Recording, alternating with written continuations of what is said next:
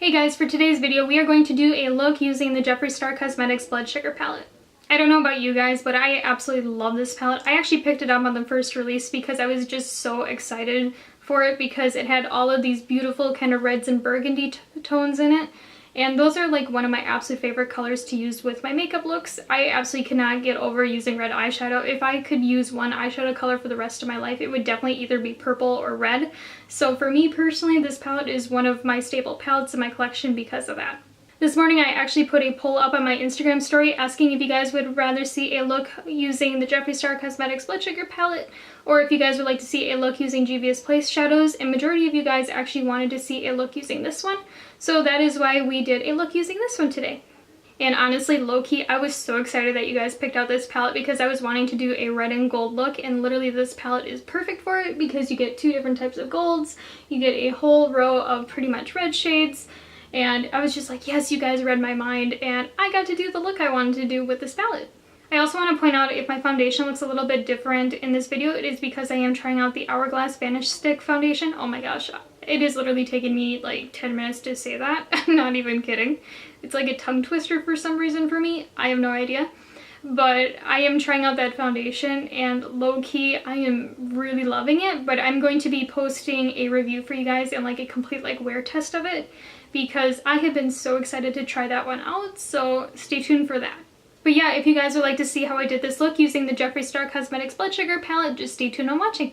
The first shade I'm going to go into is called Glucose, and I'm going to go in with a Real Techniques medium shadow brush. And then with this shadow, I'm just going to do a really light dusting to set my eyeshadow primer. Using a Shayna B eye crease brush, the next shade I'm going to go into is this peachy shade called Tongue Pop. And then with this shade, I'm just going to apply it into my crease and blend it upwards as a transitional shade. I also want to point out, I'm using this shade to kind of round out my outer V as well right now. Just kind of lightly buffing it out. Using a Sigma E35 taper blending brush, I'm going to now dip into Cherry Soda, which is a matte red. And then with this shade, I'm going to be focusing this shade right into the crease of my eye and really blending it upwards into Tongue Pop. I'm also using this shade in my outer V to do like a round. I'm also using this shade to round out my outer V. Again, using the same brush, I'm going to now go into Fresh Meat. And then with this shade, I am going to be putting this in my crease as well, just to start deepening things up.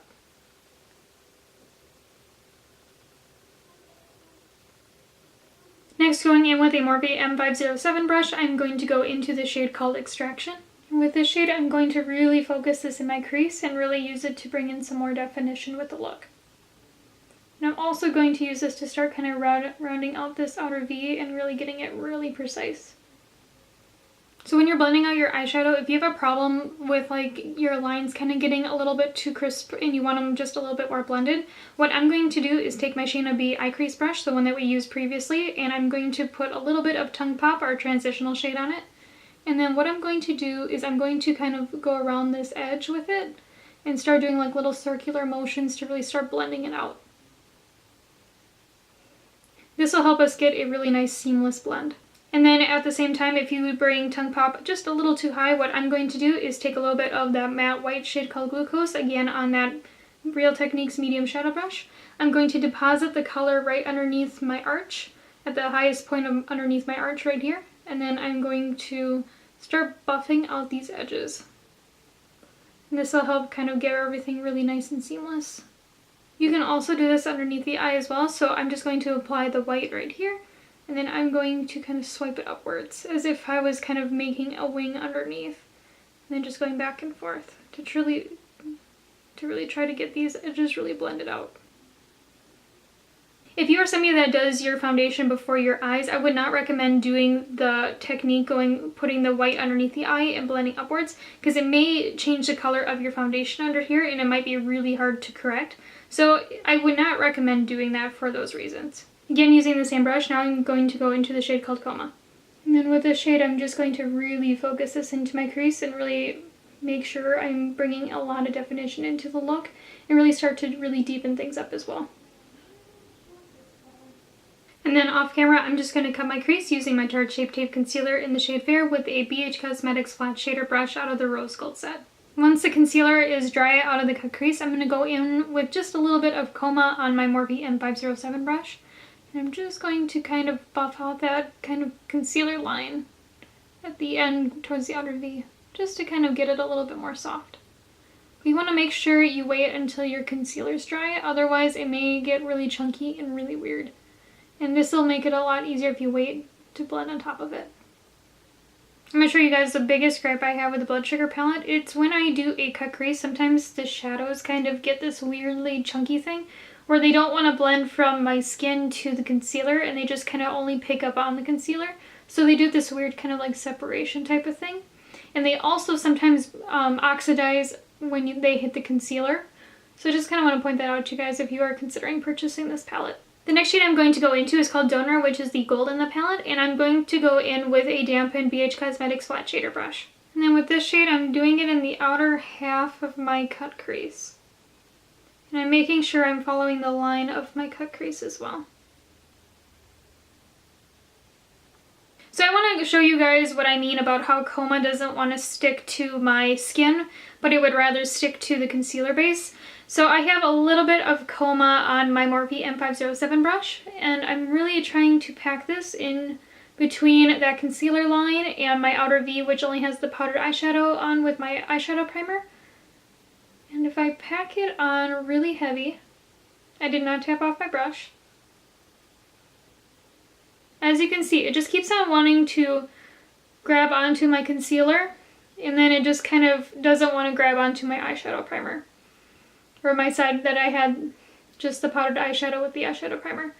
Which is really, really frustrating, because I really absolutely love this shade, but I just want to show you guys what I mean. But even when you like blend it out, it just kind of like doesn't want to stick. Since I am a little bit frustrated with that shade, I'm going to go in with the Melt Cosmetics Gemini palette, and I'm going to go into Bonnie right here, which is the matte black. And then I am going to pack this shade right into my outer V to get these two to blend out. With that black, how I'm going to kind of blend it into my outer V and get it really seamless with the top portion of my eye, I'm going to take a little bit of Fresh Meat on that Sigma E35. I'm just going to lightly go over that black, and I'm going to bring it inwards. So I'm not blending it upwards really, I'm blending it more inwards towards the inner corner of my eye. And also to blend out that black, I am putting the pigment right on top of the black, and then kind of dragging it inwards when I blend. The next shade I'm going to go into is called Sweetener, and I'm going to go in with a Morphe M421 brush. And then with this shade, I'm going to apply it into the inner third of my cut crease, and then I'm going to mash it together with Donor. So here's where I'm at right now with the look, and then off camera, I'm just going to apply the rest of my face and kind of clean up things here over with the fallout and whatnot. So here's where I'm at right now with the look, and then on an EcoTools smudger brush, I'm going to go in with a little bit of extraction and then run this right underneath my lower lash line. And I'm also going to take a little bit of Tongue Pop, and I'm going to blend out extraction with that. On a different EcoTools smudger brush, I'm going to go into Candy Floss out of the palette. And then with this brush damp, I'm going to place Candy Floss in as an inner corner highlighter. Going to be honest, Candy Floss isn't as bright as I was hoping for with this look. I actually like Candy Floss as an inner corner highlight, but I think since this look is so deep, I think that Candy Floss is just a little too dark for an inner corner highlight for today. So I'm actually just going to go in with the Ofra Cosmetics Pillow Talk highlighter. And then with this, I'm going to put it right in the center of Candy Floss, just to open it up just a little bit.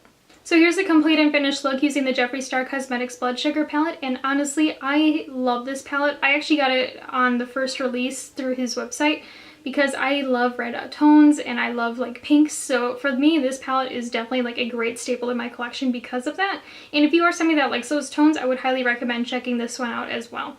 I'll be honest, ever since I have purchased this palette, I haven't really done a full kind of look using it, or at least most of a look using it. I usually just kind of like pick and choose shades out of it and pair those with other palettes that I have in my collection, because I don't usually do a really like red based look all too much.